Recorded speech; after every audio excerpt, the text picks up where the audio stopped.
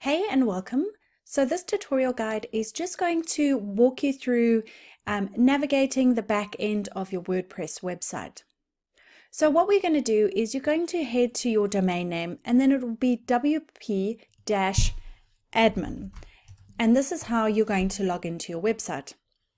You'll pop in your email address or your username and then you'll pop in your password and you'll click login. Once you're here, you'll then be presented with your dashboard, and of course yours might look a little bit different to mine and might have a few things on there that look a bit different. If you want to amend your dashboard, you can do so by coming up here to the top right hand corner, clicking on screen options, and then unchecking or ticking the boxes for the items that you want to appear on your dashboard. I'm just going to hide that for now because I'm pretty happy with my dashboard. So let's navigate on over to the left-hand side and we'll see we've got our home, we've got updates, and that'll show us which plugins and which themes need to be updated. We'll then scroll down, we'll find posts, pages, comments, contact form, etc. And of course, depending on which plugins you have installed, there'll be different things that will be here on the left-hand side. You'll also have your settings, which you might want to look into and change a couple of the settings there. So you've got your general, your writing, your reading, and your permalinks. Now your plugins will all be under this plugins tab. And as you can see, I've got 5 plugins that need to be updated. So if I click on the plugins tab, that will bring up all the plugins that I have on my website. So that's a general overview of WordPress and the back end. It's pretty easy to navigate once you actually get the hang of it. So to create a blog post, you'll simply head to posts up here. If I click on all posts, it will show me an overview of all of the blog posts that I have on my website. That also shows me the draft ones and it shows me the scheduled ones. At the moment, I don't have any scheduled, I just have draft and I have published ones.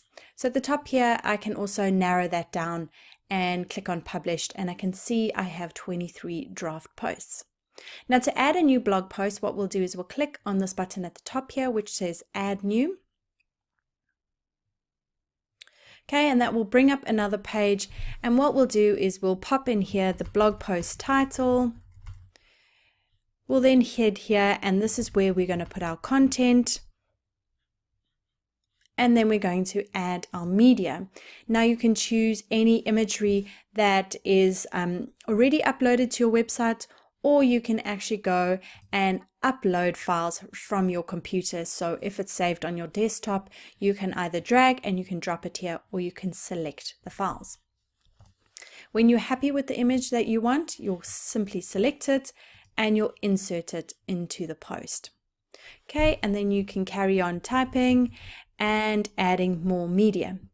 Now when you're adding your media, you want to make sure that the images that you're uploading are resized for the web.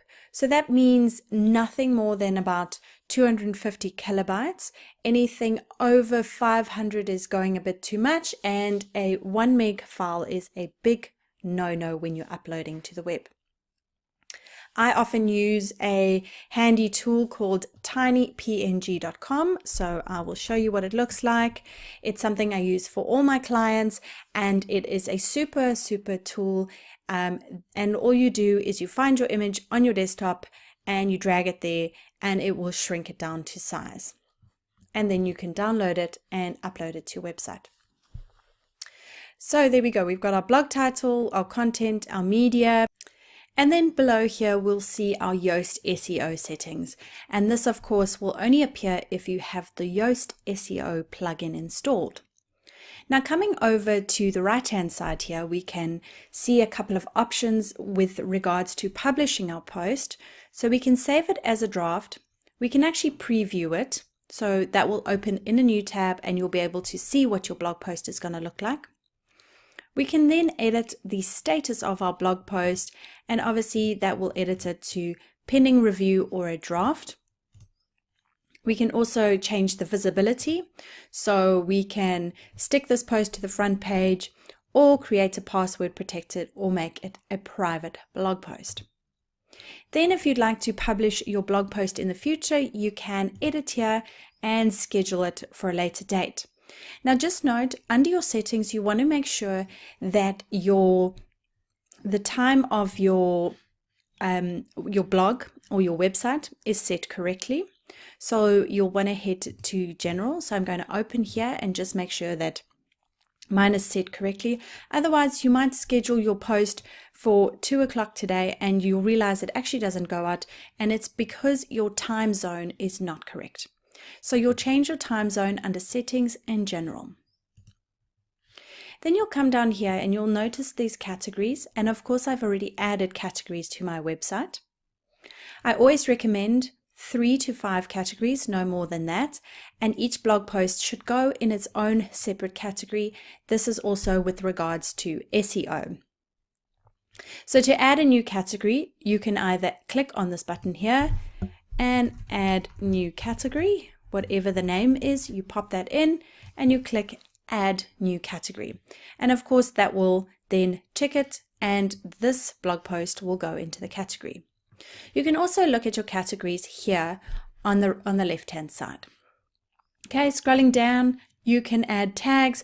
Now tags, you can have more than one, and you can again just add in your tag here and click add, and of course another tag, and we just click add. Okay, so post attribute is all to do with your theme. If your theme doesn't have this option, then this won't appear. Now featured image, this might be something that shows up on the home page. This is the main image. So again, you want to click on this button, upload a file or select one from your media library. Okay, now once you've finished with it, you can publish it or you can preview it or you can schedule it for later. So let's have a preview and you'll notice it's looking amazing. And there we go. That's our blog post. Okay. So that's how a quick and easy way to add blog posts. And then let me show you how to add pages. So I'm going to go to pages here. I'm going to leave this because it will automatically delete it. Okay, so pages here. And there we go.